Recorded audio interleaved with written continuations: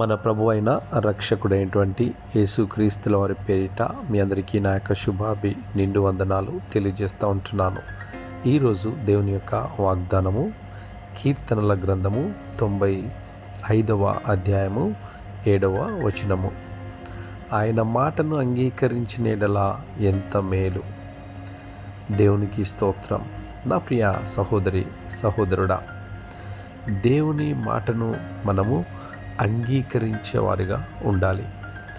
దేవుని వాక్యము వినేవారుగా కాదు, కానీ దేవుడి మాటను మనము ఆచరణలో పెట్టేవారిగా ఉండాలి అని ప్రభు పేరిట మనవి చేస్తూ ఉంటున్నాను.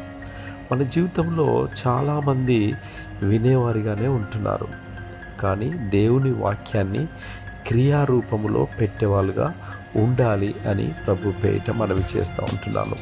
మనం కనుక చూసుకున్నట్టయితే ఈ లోకములో బ్రతికినప్పుడు లోకానుసారమైనటువంటి జీవితంలోనే జీవిస్తూ ఉంటున్నాం, కానీ ఏ వాక్యాన్ని కూడా మనము క్రియారూపంలో పెట్టలేకపోతుంటున్నాం.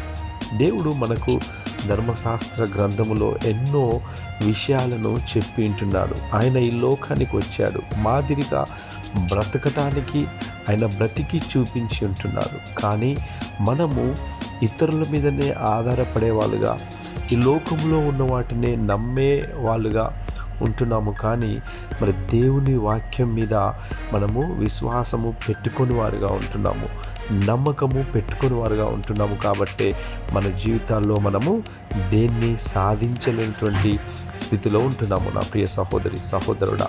కాబట్టి ఇది మొదలుకొని మీరు మీ జీవితాల్లో దేవుని వాక్యాన్ని క్రియారూపంలో పెట్టాలి. ఆయనకు మాదిరిగా ఉండాలి. ఆయన చూపిన ప్రతి